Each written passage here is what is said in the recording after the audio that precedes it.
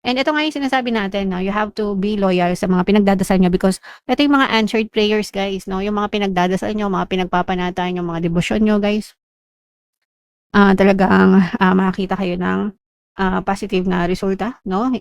Ibig sabihin unti-unting sasagutin ni universe yung mga dasal niyo. So you have to stay loyal, stay faithful sa mga pinagdadasal niyo, mga kapiksi, alright? Okay. And ito naman, ito yung wonderful, connection. So yung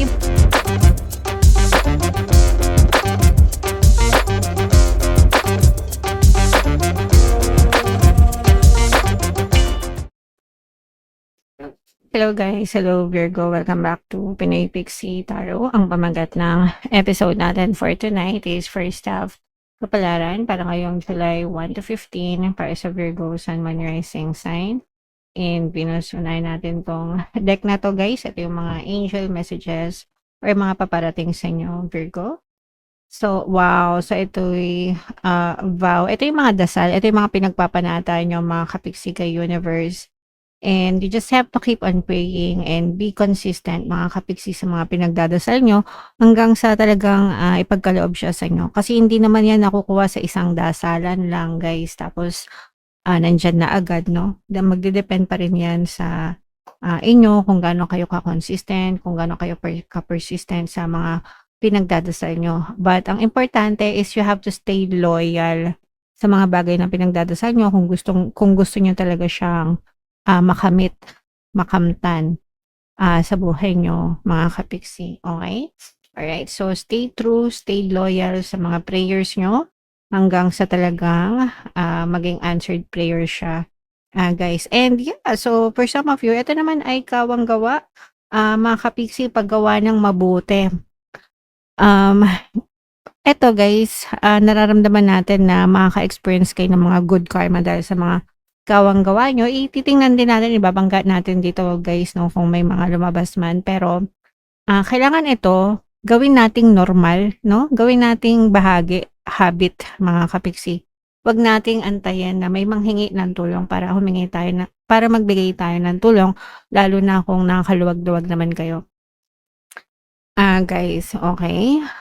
Pero, and dapat yung pagtulong guys, ginagawa natin ng bukal sa ating kalooban. Kapag tayo ay matulungin, kapag tayo ay magaan na nagbibigay ng tulong or nagbibigay ng tulong or kawang gawa sa ating kapwa, yung pasok ng biyaya guys, magaan din yan sa buhay natin. Mga kapiksi, huwag kayong madamot guys, no? Yung mga madamot, hindi yan pinagpapala. Mga kapiksi, pwedeng magkakapera kayo. Ang usual na nangyayari sa mga madadamot, yes, magkakapera sila, pero mabilis ding mawala yung pera nila, no? Hindi sila, parang ang bilis lang kung saan-saan lang napupunta. Pero kapagka mapagbigay kayo, kawang gawa, kahit maliit lang yung dumadating sa inyo guys, palaging meron yan, palaging meron. So, huwag kayong maging madamot, guys, okay? Alright. And ito naman, another message para sa inyo.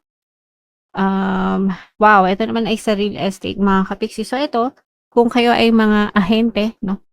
Nag-aahente ng mga bahay at lupa, mga kapiksi, or kahit anong klaseng properties, ibig sabihin, maaari kayong pumaldo, maaaring magkaroon kayo ng maraming sales or maraming closure sa mga deals nyo, guys. Yung iba naman sa inyo, if you are investing in real estate properties, pumapaldo yung mga negosyo nyo, guys. So, kunwari may mga Airbnbs kayo or mga private resort, yun yung mga uso ngayon guys, no? Yung mga private resorts. Pwede rin yung mga parking, di ba? Minsan kapag may bakanting lote kayo, ginagawa nyo siyang available for parking, mga ganyan.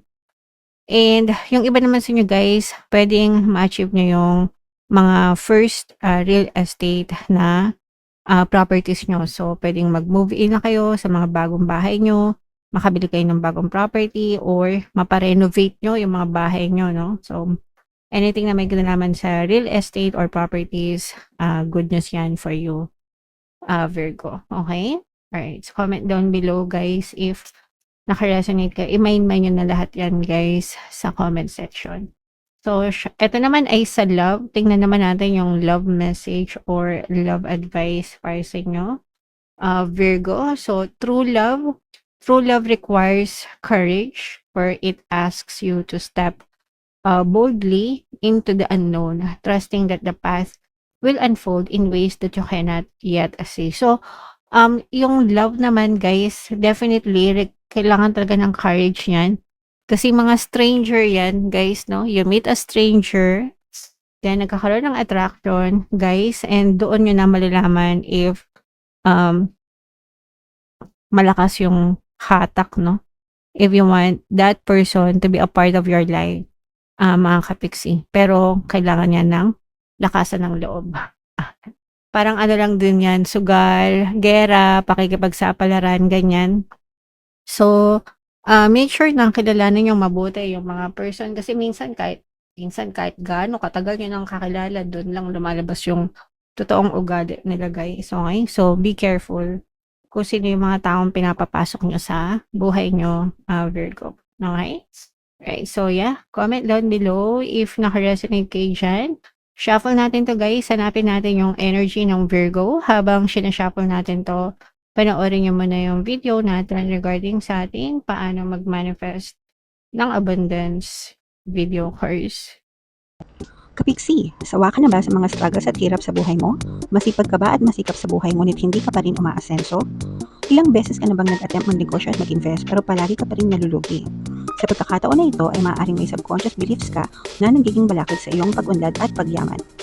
Introducing, paano mag-manifest ng abundance video course.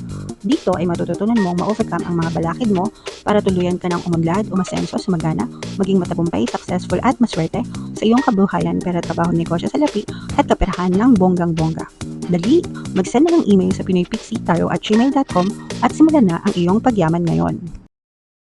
Alright, so sa lahat ng gusto mag-avail ng course guys, naka-flash sa screen yung mga available courses natin dito sa ating channel. Mag-send lang kayo guys ng email sa pinoypixitaro@gmail.com. And sa mga naghahanap ng pampaswerte guys, ito guys, meron tayong money shaker jar. Super liit na bote guys, pero super effective, super powerful. Ang dami ng sumakses dito guys, tsaka ito. So ito yung ating WhatsApp number. Sa mga gustong sumakses, chat na lang ako dyan mga kapatid.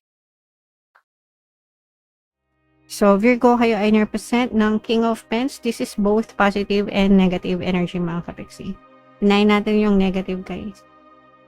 Dito may mga away, no? Ito guys, parang feeling ko lalala yung parang meron na kayong current na kasamaan ng loob. Meron na kayong conflict sa ibang tao. Tapos maaaring lumala siya, mga kapiksi. And baka magpalitan kayo ng maanghang na salita. So maaaring magkaroon ng circumstance na pag-aawayan nyo at mas lalo magiging heated, mas lalo magiging mainit yung away nyo. So, kailangan nyo itong tiisan, guys, no? Kasi, maaari ito mag-backfire sa inyo. Kaya, huwag kayo masyadong magpadalos-dalos, huwag kayo masyadong magpadala sa mga bugso ng inyong damdamin. Kasi kapag ito'y maaari itong mauwi sa magulong away. Guys. So, this can be anybody from your quantum bubble or within your quantum bubble. Pwedeng sa love, pwedeng sa kaibigan, sa kamag-anak, kapamilya. Pwede rin sa kapitbahay, guys. Lalo na kung maraming mga itsosera sa mga kapitbahay. So, medyo iwas-iwas na lang kayo sa mga ganong klase ng sitwasyon. And ito nga yung sinasabi natin, no? You have to be loyal sa mga pinagdadasal nyo because ito yung mga answered prayers, guys, no? Yung mga pinagdadasal nyo, mga pinagpapanatan, yung mga debosyon nyo, guys. Talagang makakita kayo ng positive na resulta, no? Ibig sabihin, unti-unting sasagutin ni universe yung mga dasal nyo. So, you have to stay loyal, stay faithful sa mga pinagdadasal nyo, mga kapiksi. Alright? Okay. And ito naman, ito yung wonderful connection. So, yung iba, kung wala naman kayong conflict mga kapiksi, or pwedeng meron kayong conflict sa ibang tao, but there are still a lot of people who supports you. Ito guys, ang nararamdaman natin is may mga taong sumusuporta sa'yo pagdating sa mga dreams mo, sa mga pangarap mo. Kaya nga, di ba, sinasabi nila na minsan, kung sino pa yung mga stranger, siya pa yung susuporta sa mga pangarap natin, di ba? Yeah, so for some of you, ganun, no? O Pwedeng kahit hindi stranger guys, like yung mga tao talaga na kakilala mo, talagang napapalibutan ka ng mga mababait na tao na susuporta sa mga pangarap mo sa buhay, especially your family. So that's abundance of love and happiness within the family. Okay? Okay. And ito naman guys, unti-unti nang nagkakaroon ng clarity kayo. Ito yung mga bagong opportunities kasi, no, na parang mas nagiging malinaw na sa excuse me. Parang mas nagiging malinaw na sa inyo kung ano yung goal niyo sa buhay, kung ano yung desire niyo.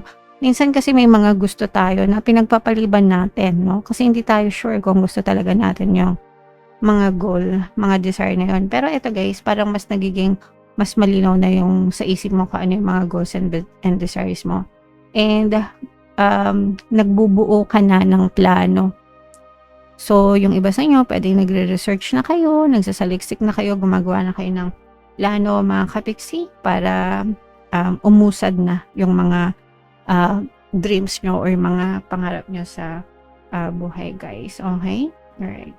So, what else? Ito, guys, kung matagal na kayong na-stuck sa buhay, this is meron presence dito ng fire sign, Aries, Leo, Sagittarius, earth sign. Ito guys, kasi yung iba, parang medyo matagal kayong natenga, no? Parang matagal kayong na-stuck sa buhay nyo. Parang hinahayaan nyo lang come what may. Parang ganun yung naging motto nyo for the longest time. Pero sabi ko nga guys, diba, nagkakaroon na kayo ng kaliwanagan sa buhay nyo. And this is the right time para sa inyo para magplano at umaksyon. No? Plano at umaksyon. Kailangan may kasamang aksyon. Yung mga plano nyo, kasi nga, sabi ko sa inyo, di ba? Unti-unti nang tinutupad ni universe yung mga dasal nyo. So, kailangan kumilos din kayo mga kapiksi. Kasi anong saysay, di ba? Anong saysay ng mga dasal natin kung di naman tayo kumikilos. So, dapat yung mga pagkilos, pagganap natin sa buhay ay naka-align din dun sa mga bagay na pinagdadasal natin para makakita talaga kayo ng progress or positibong resulta sa buhay nyo. Okay? Alright. So, yeah. Comment down below if naka-resonate kayo, guys.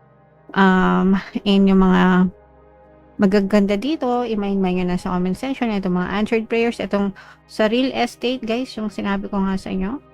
And itong mga movement na to, mga kapiksi. Alright? For more tarot readings, ito yung playlist nyo. Ito naman yung ating success stories ng paano mag-manifest ng abundance video course. Panoorin itong video natin, guys, about money shaker jars. Thank you for liking, sharing, and subscribing. See you next time, guys. I love you all. Have a nice day. Bye-bye.